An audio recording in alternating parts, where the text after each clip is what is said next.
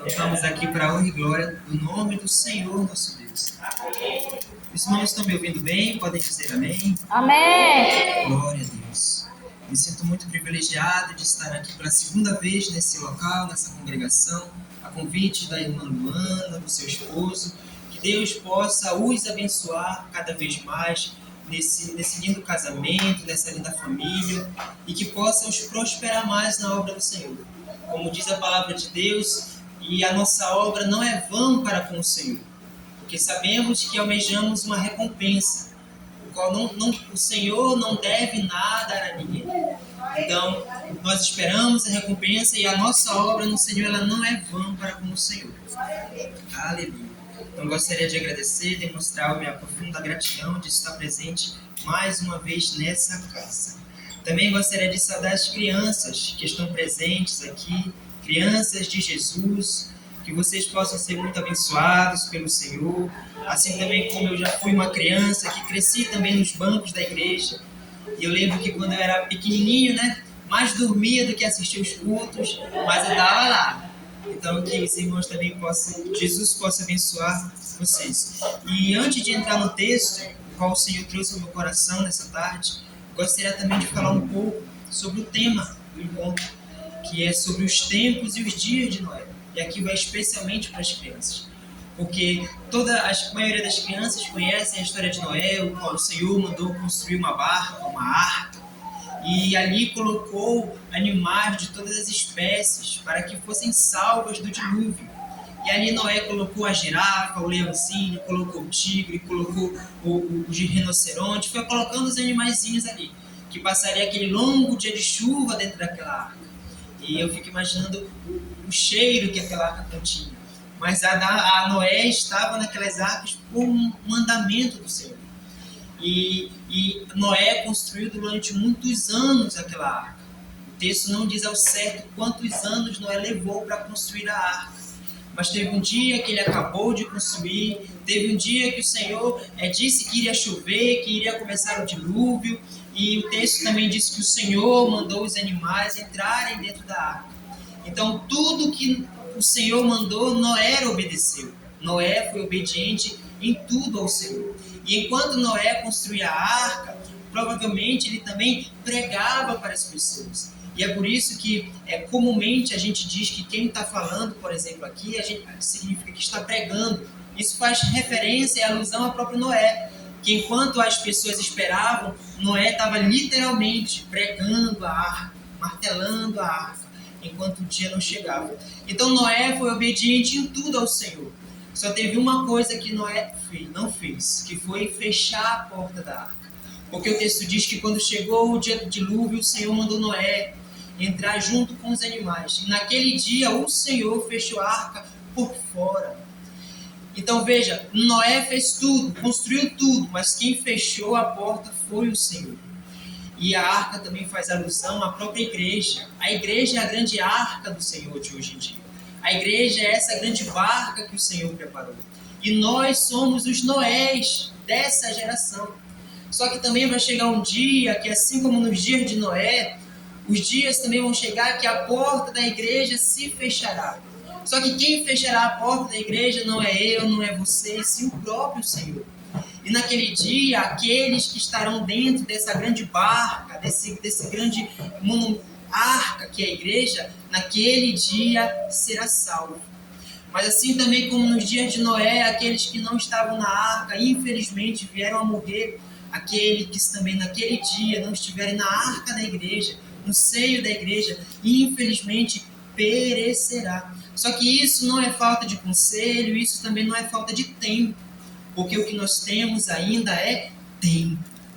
E falando também um pouco sobre conselhos, e é até clichê falar isso, e a gente desde pequenininho está acostumado a ouvir isso.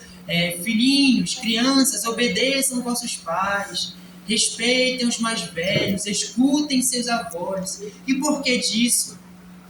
Porque eles sabem mais que a gente. Eles já viveram mais que a gente. Eles têm mais experiência que a gente. Imagina que você, Deus o livre guarde, precisa fazer uma cirurgia. E aí, entre mim e o médico, você escolhe quem para realizar a cirurgia em você? O médico. Por quê? Porque ele tem mais conhecimento, mais experiência para realizar aquilo do que eu. Assim mesmo, se você viajar e louvado seja Deus, se cumprirá, você precisar de transporte aéreo, pegar um avião, quem você confiaria de dar uma aeronave para pilotar, o piloto ou eu? Com certeza o piloto. E por quê? Porque o piloto tem conhecimento, tem experiência, mais do que eu. Assim também são nossos pais, nossos avós, assim também são os mais velhos. Eles têm mais conhecimento, eles têm mais experiência do que nós. E às vezes, muitas das vezes, eles já caíram, já tropeçaram em pedras, em lugares que eles aprenderam com aqueles erros e não querem que nós caiamos também. E é por isso que existem conselhos, para que naquilo que eles erraram, que eles caíram, nós também não viemos a cair. E papais, por mais que os nossos pais ainda sejam novos, mas mesmo sendo os novos, eles ainda sabem mais que a gente, têm mais experiência que a gente. Por isso a importância de ouvir conselho, de respeitar os mais velhos e honrar o nosso pai e a nossa mãe. Assim também são os nossos pais e as nossas mães. Porque, e agora essa palavra vai para os adultos. Muitas das vezes nós adultos, pais, mães, avós, muitas das vezes nós precisamos agir como as crianças. Nós precisamos, muitas das vezes, enxergar o mundo como uma criança enxerga. Muitas das vezes, sem malícia, sem maldade. E isso quem fala é o próprio Senhor Jesus quando diz: se nós não nos formos semelhante a uma das criancinhas, nós não entraremos no reino de Deus. Então, que aqui fique um conselho para as crianças e aqui também fique um conselho para os mais velhos, para os pais. Aqui tem pais, tem avós, quem sabe tem até bisavós, eu não sei. Mas que as crianças possam aprender com os conselhos dos mais velhos e os mais velhos também, muitas das vezes, agir também como uma criança. Amém? Então, dito isso, vamos ao texto que o Senhor trouxe ao meu coração para falar à sua igreja nessa noite. E o texto fica no livro de 2 Reis, capítulo de número 4. E desde já eu gostaria de pedir para o pastor Mauro um copo de água, por gentileza. Um copo de água. E o texto sagrado dessa noite se encontra em 2 Reis, capítulo de número 4. Para a honra e glória do nosso Deus. Nós vamos ler do versículo 1 até o versículo 7. Glória a Jesus. Quem foi encontrando? 2 Reis, capítulo 4, do versículo 1 ao 7. Glória a Jesus. Louvado seja o Senhor.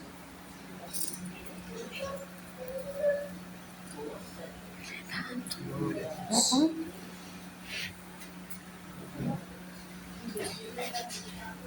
2 Reis, capítulo 4, versículo 1 ao 7. Todos encontraram? Amém. Glória a Deus. Diz assim a palavra de Deus. E uma mulher das mulheres dos filhos dos profetas clamou a Eliseu, dizendo: meu marido, teu servo, morreu, e tu sabes que teu servo temia o Senhor. E veio o credor a levar-me os meus 2 filhos para serem escravos. E Eliseu lhe disse: que hei eu de fazer? Declara-me o que tens em casa. E ela lhe disse: tua serva não tem nada em casa, senão uma pequena botija de azeite. Então disse ele: vai, pede para ti vasos emprestados a todos os teus vizinhos, vasos vazios, muitos e não poucos. Então entra e fecha a porta sobre ti e sobre os teus filhos, e deita o azeite em todos aqueles vasos, e põe à parte aquele que tiver cheio. Partiu, pois, dele e fechou a porta sobre si e sobre seus filhos, e eles lhes traziam vaso e ela os enchia. E sucedeu que cheios foram os vasos, e disse ao seu filho: trazei-me ainda um vaso. Porém ele lhe disse: não há mais vaso nenhum. Então o azeite parou. Então veio a ela e o fez saber ao homem de Deus, e disse: vai, vende o azeite, paga a tua dívida, e tu e teus filhos vivei do resto. Amém? Glória a Jesus. Feche os seus olhos, curve a sua cabeça, ore comigo nessa tarde. Senhor, nosso Deus, eterno e glorioso Pai, em Tua presença, Senhor, que entramos uma vez mais. O que acabamos de ler, Senhor, não foi uma revista ou um jornal de notícias, mas foi a Tua palavra. Palavra é essa que é lâmpada para os meus pés, luz para os meus caminhos. Palavra é essa que é mais penetrante que uma espada de 2 gumes, capaz de discernir as intenções do coração do homem, capaz de ir juntas e medulas, até na divisória da alma e do espírito humano. Ah, Senhor, nós amamos a Tua palavra, nós amamos a Tua voz, Senhor. Fala conosco nessa hora, Pai querido, pois ansiamos pela Tua voz, ansiamos pela Tua palavra, pois a Tua palavra é para nós o que nada mais é. A Tua palavra tem um efeito que nada outra coisa possui. A Tua palavra, Senhor, é mais eficiente que o remédio. A Tua palavra é mais eficiente que a terapia. A Tua palavra é mais eficiente que o dinheiro. Ah, a Tua palavra, Senhor, santa e inerrante é a Tua palavra. Por isso, Senhor, fale conosco nessa tarde, fale conosco nessa noite, do menor até o maior. Fale conosco, Senhor. Te suplicamos a Tua voz, suplicamos a Tua palavra, e que qualquer espírito que se opõe à obra Tua neste lugar, que o Senhor repreenda e extirpe do nosso meio, Senhor. E que declaramos como igreja que vencido e sem força está o inimigo e todo o seu exército, no poder que há no sangue, no nome de Jesus. É o que nós declaramos como igreja nessa tarde e noite, em nome de Jesus. Amém. Graças a Deus. Glória a Jesus. Aleluia. Glória a Deus. Bom, irmãos, então, o texto que o Senhor trouxe ao meu coração nessa noite, nessa tarde, para falar à sua igreja, é o texto de 2 Reis, capítulo 4, do versículo 1 ao versículo 7. Eu amo esse texto, assim como amo toda a palavra de Deus. E esse texto é um texto clássico, o qual vai falar sobre a viúva e o azeite da viúva, o qual se multiplicou. E todos aqui nós conhecemos esse texto. E é interessante que, já deixando a deixa para as crianças, aqui também houve a ação direta das crianças, dessa mãe e dos seus filhos. E os seus filhos ajudaram diretamente para que esse milagre se realizasse. E também, direcionando essa palavra para as mães, para os pais, nós vemos também que muitas das vezes nós só lembramos desse texto como um azeite que se multiplicou.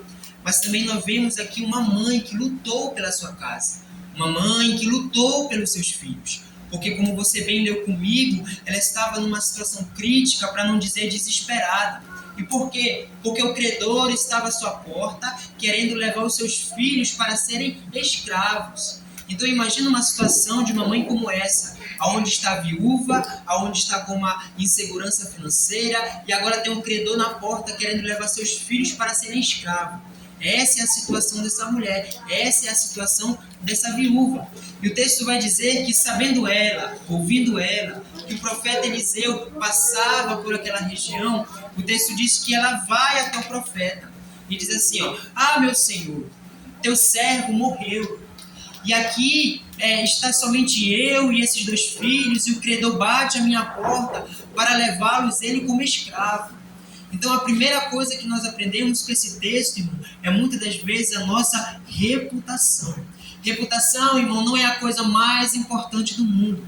Reputação não é a coisa mais preciosa do mundo, mas reputação é uma coisa muito importante.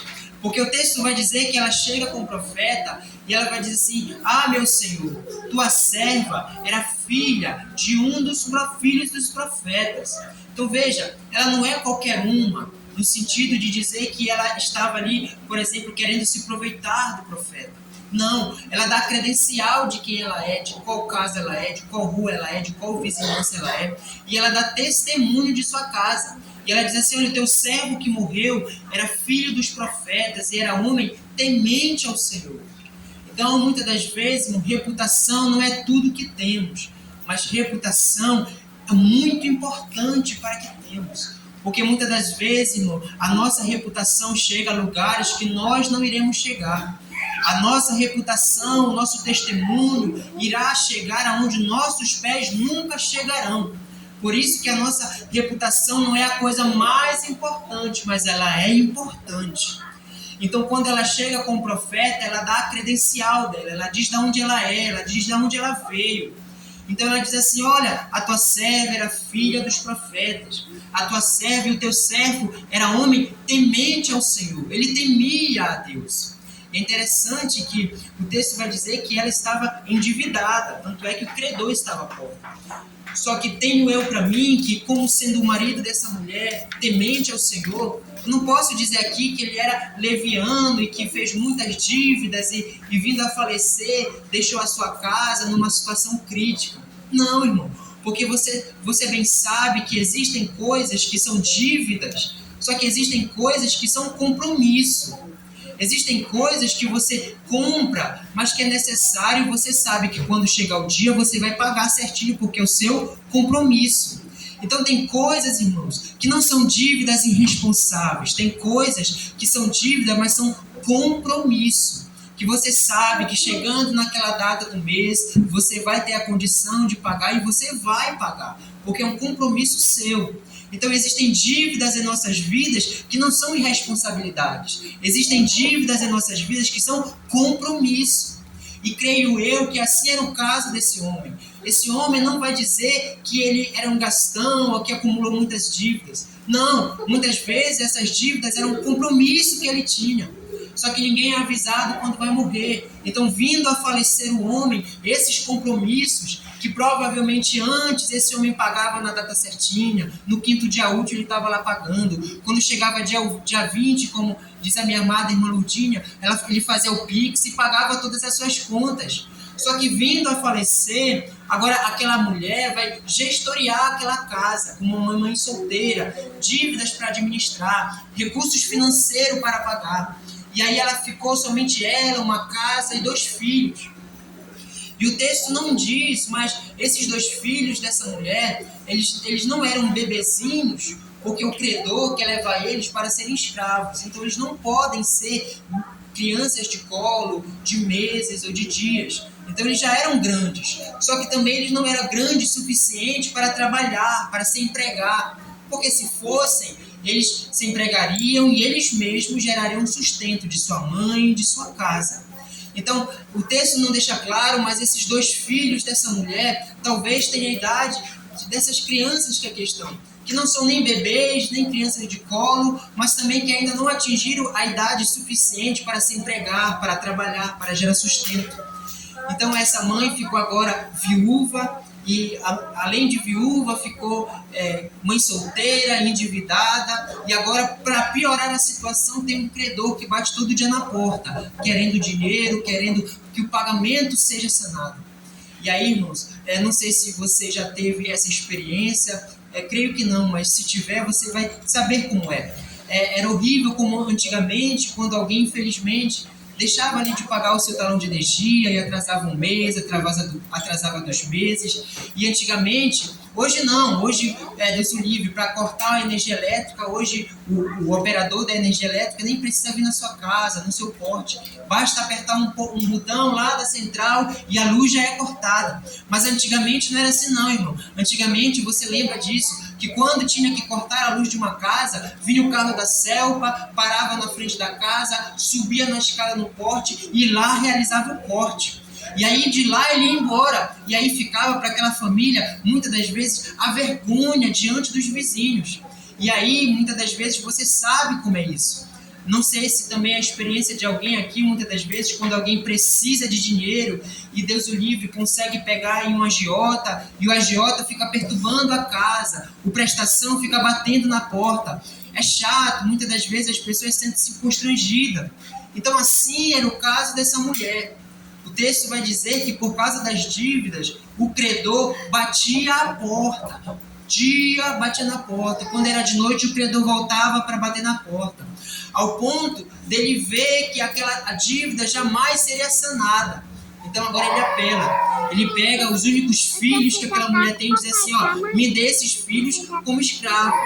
Já que você não consegue pagar a dívida, me dê os seus filhos como pagamento. Agora, como é que diz isso para uma mãe? Como que você olha para uma mãe e diz assim, olha, já que você não tem o dinheiro para me dar, me dê os seus filhos como pagamento. Como é que diz isso para uma mãe? Você que é mãe, você que é pai, como é que alguém que você está devendo chega com você e diz assim, ó, já que você não tem como me pagar, me dê o Antônio como garantia. Imagina você que é mãe e diz assim, olha, você não tem condição de me pagar, me dê o Eduardo como pagamento. Então, você dizer isso para uma mãe é algo inadmissível. E uma mãe que era viúva, uma mãe que era mãe solteira, que agora tem que administrar a vida familiar e ainda por cima sustentar a casa e pagar dívidas.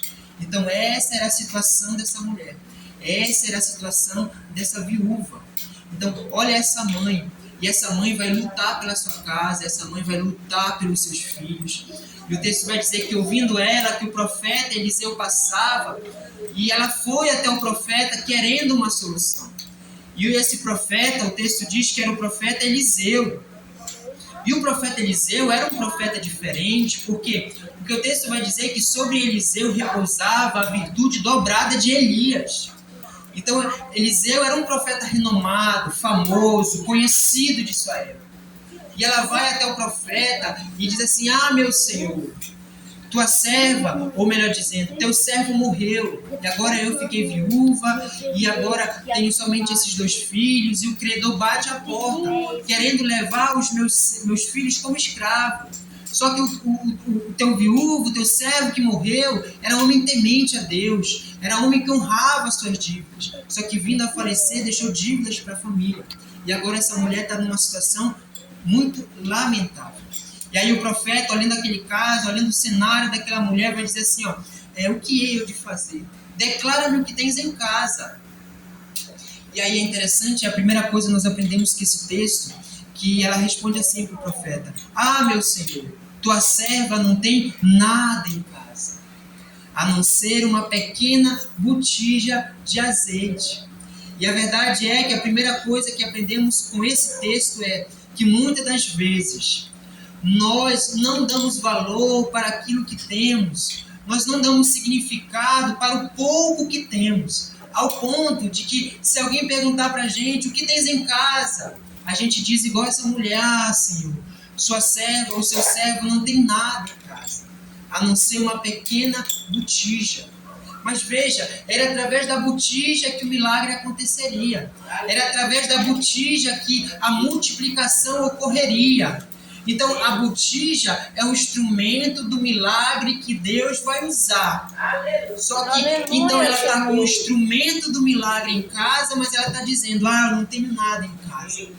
E assim é a gente também. Muitas das vezes a gente está com a botija lá na nossa casa. A gente está com a botija com um pouquinho de azeite lá em casa. E a gente vem para um culto como esse e o Senhor nos pergunta, declara-me o que tens em casa. E a gente responde igual essa mulher, ah, meu Senhor, teu servo, tua serva não tem nada em casa. E o Senhor nos responde nessa tarde e noite, mas e aquela botija? E aquele pouco de azeite? A verdade é, irmãos, que muitas das vezes nós não damos significado e valor suficiente para aquilo que nós temos em casa. Muitas das vezes a gente dá mais valor porque a gente vê nos vizinhos, na casa dos outros, na internet, e a gente não dá valor para aquilo que temos na nossa própria casa. Mas é aquilo que temos em casa que o Senhor usará como um instrumento para a bênção, para milagre, para multiplicação.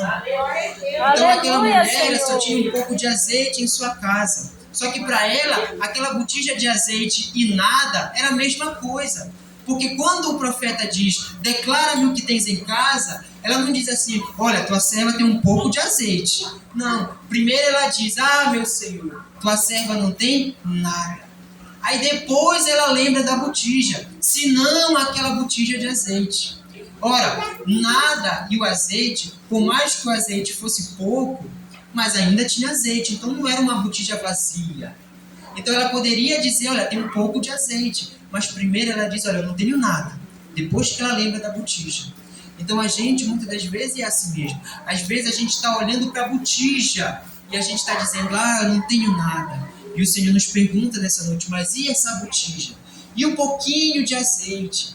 A gente não sabe que tem até um ditado muito popular que não está nas escrituras, mas que também é válido. Que o pouco com o Senhor se tornará muito.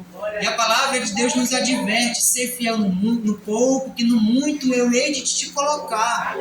Assim também é o nosso pouco de azeite. Senhor. Às vezes o pouco de azeite que a gente nem dá valor. É isso que o Senhor usará para abençoar, para realizar milagre, para multiplicar o azeite em nossas vidas. Aleluia, Senhor. E aí o profeta, então, depois dela dizer isso, o profeta vai dar uma direção para ela. E o profeta vai dizer assim, ó, então, olha, vai a todos os teus vizinhos e pede vasos emprestados, muitos e não poucos.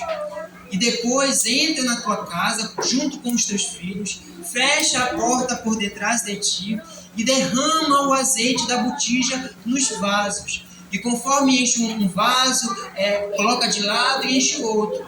Enche o vaso, coloca de lado e enche outro. E depois que encher, coloca o que está cheio e assim vai enchendo os vasos. Então essa é a ordem do profeta para essa mulher. Então perceba que o profeta diz 3 coisas. A primeira é, vai a todos os teus vizinhos. A segunda é, pede emprestado, muitos vasos e não poucos. E a terceira coisa é, entra na tua casa, fecha a porta com teus filhos e derrama o azeite da botija nos vasos. E aí a segunda coisa nós aprendemos com esse texto, que o profeta diz, olha, vai a todos os teus vizinhos. E aí a importância, irmão, de nós termos boas alianças com todos os nossos vizinhos. Amém, Senhor. A verdade é, irmãos, que o proverbista mesmo vai dizer, é melhor um vizinho perto do que um irmão longe. E o que isso significa? Porque quando a coisa aperta, irmão, Deus o livre nos guarde, mas quando aquela dor nos acomete pela madrugada e a gente precisa de urgência, de emergência, não dá tempo de esperar quem a gente ama chegar de avião, pegar ônibus, pegar Uber para nos socorrer. Muitas das vezes, no meio da noite, da madrugada, quando a coisa aperta, quem nos socorre é quem está mais perto. E quem está mais perto da gente, muitas das vezes, são os nossos vizinhos. Verdade. Por isso nós devemos prestar atenção que tipo de aliança estamos fazendo com os nossos vizinhos. Então a gente não deve muitas das vezes ter uma boa relação somente com quem gosta da gente. A gente não deve ter uma boa relação somente com quem fala bem da gente. É maravilhoso estar unido em comunhão de pessoas que estimam você, que falam bem de você, que alegram você. Só que as nossas alianças, os nossos relacionamentos não devem ser somente com quem fala bem da gente. Ah, mas e o vizinho que fala mal, e o vizinho que não gosta de mim? Fale mesmo assim, trate bem mesmo assim, seja educado mesmo assim. Porque é o próprio Jesus que vai dizer, se vocês saudarem somente aqueles que vos saudam, que mais fareis? Que coisa mais estão te fazendo? Então assim aprendo com esse texto, que o profeta vai dizer assim, olha, vai a todos os teus vizinhos e pede vasos emprestados. Agora imagina se aquela mulher tivesse uma má reputação na sua vizinhança. Ela está precisando de muitos vasos. Agora imagina se ela não tivesse uma boa reputação. Será que ela conseguiria os muitos vasos que ela precisaria emprestado? Então veja que a relação com os vizinhos dela, as alianças com os vizinhos dela, está ligada com o milagre que ela vai experienciar. Porque ela precisa de muitos vasos. Mas imagina se ela fosse somente com os vizinhos que gostam dela. Imagina se ela fosse somente com os vizinhos que ela vai com a cara. Talvez ela iria com 2 vizinhos, 3 vizinhos. Só que então ela teria 1 vaso, 2 vasos, 3 vasos. E por mais que esses 2, 3 vasos fossem realizado um milagre, mas não seria um milagre suficiente para resolver a situação dela. Só que o texto diz que ela, conforme a palavra do profeta, ela vai a todos os seus vizinhos e pede vasos emprestados, muitos e não poucos. E todos os vizinhos emprestam os seus vasos. Todos os vizinhos, provavelmente, vendo o testemunho daquela mulher, empresta com gratidão e com alegria todos os seus vasos. Daí a importância de nós termos boas alianças com os nossos vizinhos. E aí o texto vai dizer então que ela pede muitos vasos emprestados. E aí o texto diz que ela coloca tudo em casa e ela faz aquilo que o profeta falou. Fecha a porta por detrás de ti, tu e teus filhos, e derrama o azeite nos vasos. E ela faz conforme a palavra do profeta. Ela fecha a porta por detrás de si e ela derrama o azeite, o pouco azeite da botija naqueles vasos. E conforme ela vai derramando, os vasos vão enchendo. E conforme os vasos vão enchendo, ela coloca a parte e vem outro, e coloca a parte e vem outro. E assim ela vai multiplicando aquele azeite. Só que veja, o milagre dessa mulher aconteceu principalmente porque ela foi obediente à palavra do profeta, à palavra do homem de Deus. O profeta foi bem claro e a palavra de Deus foi clara. Sempre quando o Senhor nos dá uma direção, a palavra dele é uma palavra clara. O Senhor nunca falará conosco deixando a gente em dúvida ou deixando algo escurecido ao ponto de a gente não conseguir discernir. Sempre que o Senhor der a sua palavra, uma direção, sempre o Senhor será claro em suas palavras. E o profeta, o homem de Deus, foi claro com essa mulher. O profeta diz assim, fecha a porta por detrás de ti e derrama o azeite da botija nos vasos.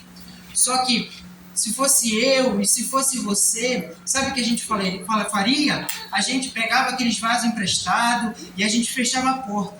E aí a gente ia olhar para a botija. Olha, tem um pouco de água aqui para exemplificar o azeite. E aí a gente veria um pouco de azeite na botija e a gente olharia para os vasos. Um pouco de azeite na botija e olharia para os vasos. E o texto não diz quantos vasos tinham. Podia ser 10, 20, 30. Agora imagina você olhar para 30 baldes, 30 vasos cheios, vazios, quer dizer, e você olhasse para o pouco azeite da botija. E aí você, como eu, ficaria inseguro. E sabe o que eu e você faríamos? A gente olhava para os vasos e olhava para a botija. Olhava para os vasos e olhava para a botija. Igual aquele meme que tem cara crachá, cara crachá. A gente olharia para os vasos e olharia para a botija.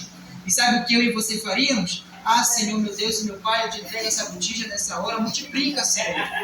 É isso que a gente faria. Só que a palavra do profeta foi bem clara. Fecha a porta por detrás de ti, pega a botija e derrama. Só que muitas das vezes a gente não faz o que o Senhor mandou porque a gente fica atrás de sinais. A gente quer um sinal claro de Deus. E aí a gente pede um sinal para o Senhor. E não que isso seja errado, muito pelo contrário. A gente pede um sinal para o Senhor. E o Senhor vai lá e dá o sinal. E aí a gente fica, mas será que é mesmo? E aí a gente pede outro sinal para confirmar o sinal. E o Senhor vai lá e dá o sinal. E aí a gente ainda assim fica em dúvida. E aí a gente pede um sinal para confirmar o sinal que já foi sinalizado. E mesmo assim o Senhor ainda dá o terceiro sinal. E só assim que a gente vai. E tem vezes que a gente nem vai.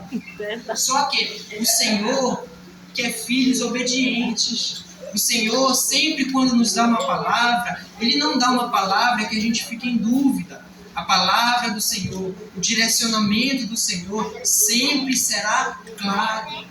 E assim como foi com essa mulher, o profeta foi claro. Fecha a porta por detrás de ti, pega a botija com azeite e derrama. E foi assim que ela fez, conforme a palavra do homem de Deus. Ela fechou a porta, ela pegou a botija e deitou o azeite.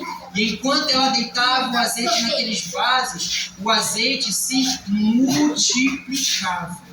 Agora imagina se ela fecha a porta e diz assim, ó Senhor, me dá um sinal se foi tu mesmo que falou.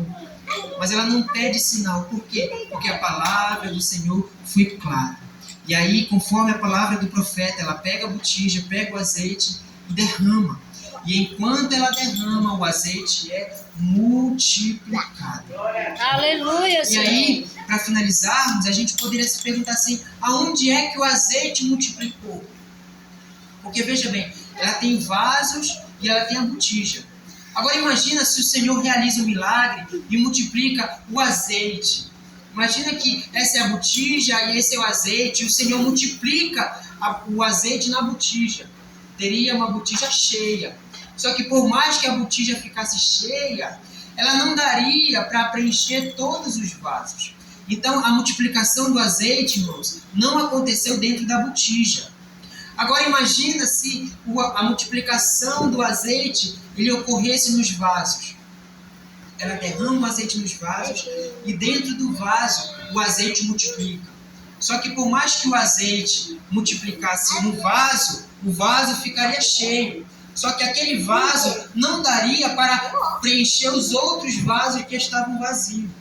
Então aonde que ocorreu o milagre dessa multiplicação? Quando o texto diz que ela derrama o azeite. A multiplicação do azeite, irmãos, aconteceu na transferência da botija para o vaso. A multiplicação do azeite, ela ocorreu no fio, enquanto o azeite caía. Era na transferência. Enquanto o azeite caía no vaso, no meio do caminho, o azeite multiplicava no vaso. E isso nós aprendemos, irmãos, que o nosso milagre, ele não acontece no começo. Todos os começos são difíceis. Só que o nosso milagre, ele não ocorre no começo. Muitas das vezes a gente, quando começa algo, a gente quer logo que dê certo. Quando a gente começa um empreendimento, a gente já quer que o nosso faturamento no primeiro mês já seja o melhor. Quando a gente começa a vender algo, a gente já quer ver o resultado logo. Quando a gente começa no emprego, a gente já quer ser promovido logo. Quando a gente começa qualquer coisa, logo de cara a gente já quer que dê tudo certo. Só que o nosso milagre não acontece no início da caminhada. Só que também o nosso milagre não acontece no final. O nosso milagre acontece no caminho. Enquanto nós andamos, o nosso milagre acontece durante a jornada. É por isso, irmãos, que nós devemos aprender a agradecer pela cura sem antes ser curado. Mas temos a certeza que enquanto eu acredito, enquanto eu confio, no caminho eu serei curado. Não espere ser curado para poder começar a andar. Comece a andar. E durante você anda, a cura alcança você. Aleluia. Não espere, irmão, ter tudo que você precisa, que você acha que precisa para começar a caminhar. Porque tudo que você quer vai vir até você quando você começar a caminhar. Então, irmão, não espere tudo ficar pronto, não espere ficar tudo perfeito. Se está difícil, continue andando. Porque é durante a caminhada que o milagre acontece, que a bênção do Senhor nos alcança. Aleluia, Senhor. Assim é esse texto. Então ela derrama a botija. E enquanto o azeite cai, no fio do azeite, o azeite é multiplicado. No durante, na transferência. É durante o caminho, é durante a jornada que o nosso milagre, que a nossa multiplicação, ela acontece. A gente tem aquele senso comum, né, de dizer assim, se o Senhor me der essa bênção, se o Senhor me prosperar, se o Senhor me abençoar, se o Senhor me curar, eu vou fazer um culto de ação de graças para o Senhor. E é maravilhoso, né, poder realizar e estar num culto onde alguém foi agraciado, abençoado, e você poder se alegrar com essas pessoas. Só que a gente tem a ideia de que quando eu receber a bênção, quando eu receber a cura, aí sim eu vou fazer o culto. Só que segundo a fé que Jesus nos deu, já era para a gente estar preparando os preparativos do culto antes mesmo de receber a bênção. Aleluia, verdade. Porque é pela fé que a gente consegue vencer.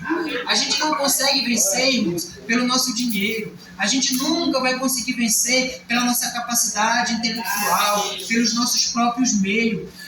O próprio texto vai dizer que a vitória que vence o mundo é a vossa fé. Crente é um ser humano diferente. Por quê? Porque todo mundo que olha e diz assim, eu vou querer aquele carro ali. Por exemplo. E aí, quando é que você está na conta, fulano? Aí o fulano vai dizer, eu tenho tanto para dar de entrada, e aí depois eu faço o consórcio do resto, e aí eu compro o carro. Quando não é o carro, é uma casa, né? Uma casa dos sonhos, e a pessoa diz, eu quero comprar tal casa. Aí, fulano, e quanto é que você tem na conta? Eu tenho tantos mil que eu vou dar de entrada, depois eu financio o resto da casa. Só que crente, movido pela fé, ele age diferente. Porque um crente olha para um carro e diz assim, em nome de Jesus eu terei aquele carro. E se alguém perguntar e dizer assim, mas quanto é que tu tem na conta? Aí você diz assim, eu não tenho nada pela conta. Aí você diz assim, eu quero morar naquela casa, eu quero morar naquele bairro. E a gente diz assim, mas quanto é que tu tem na conta para financiar a casa? E o cliente vai dizer assim, eu não tenho nada. E a gente se pergunta, então, como conquistará? Como irá comprar? E aí o cliente responde, é pela fé no Senhor Jesus Cristo. Porque crente conquista as coisas pela fé. Crente não Aleluia, conquista as Senhor. coisas pelo dinheiro somente, pelo seu próprio trabalho. Crente constrói e consegue as coisas pela fé. Assim foi com Abraão, assim foi com Isaac, assim foi com Jacó. E é por isso que esses homens alcançaram um grande testemunho, porque conseguiram o impossível, não pelo seu próprio recurso ou pela força do seu próprio braço. Conseguiram conquistar quase que o impossível, somente usando a sua fé. Então, irmãos, você não precisa ter todo o dinheiro do mundo, assim como essa mulher. Ela não tinha todo o dinheiro do mundo para sanar suas dívidas. Ela não tinha todos os recursos do mundo para sustentar a sua casa, mas ela tinha algo mais importante, que eu e você também temos nessa noite, que é a vossa fé. Porque a vitória que vence o mundo é a nossa fé. Aleluia, e aí, para Senhor. finalizarmos, o texto vai dizer então que depois da grande multiplicação, do milagre do azeite, ela volta para o profeta. E ela diz assim: olha, a tua palavra se cumpriu, está aqui o azeite multiplicado. E o profeta diz assim para ela: olha, então vai, vende parte do azeite, e com esse dinheiro paga as tuas dívidas, e com o resto vivei, tu e teus filhos. E aí o texto diz que conforme a palavra ela foi e vendeu. E aí o texto encerra a história dessa mulher aqui. Só que não é difícil imaginar e até mesmo conjecturar.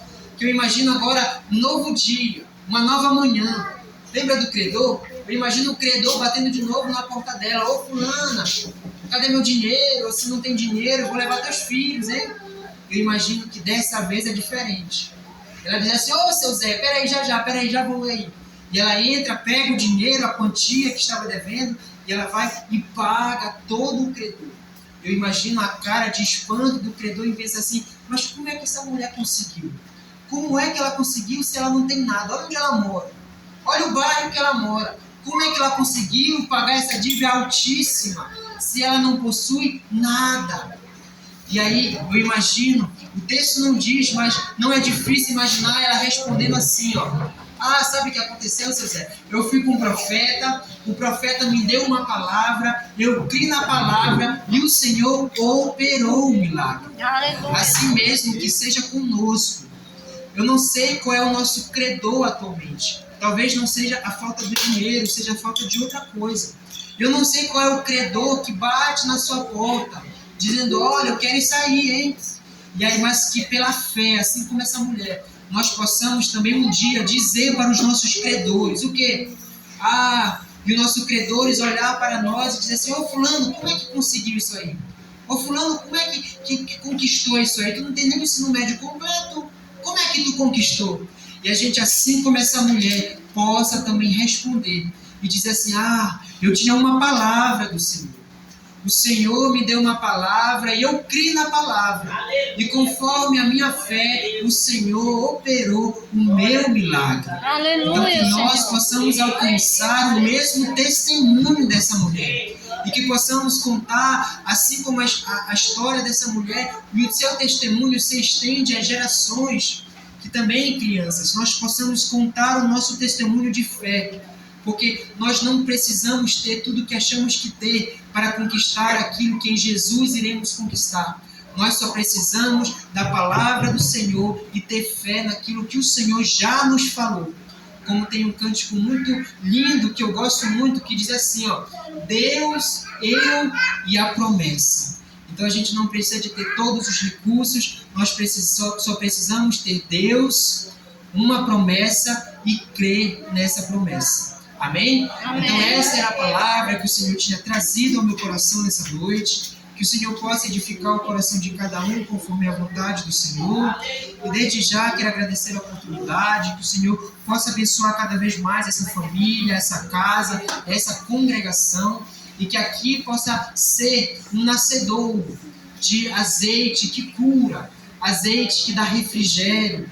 Como a própria palavra vai dizer, o bálsamo que vem de Gileade. E que aqui possa ser uma fonte como essa, que possa jorrar azeite para dar cura, para dar refrigério, para dar descanso para todos aqueles que escolherem estar aqui, louvando, ouvindo e adorando o Senhor em nome de Jesus. Gostaria de passar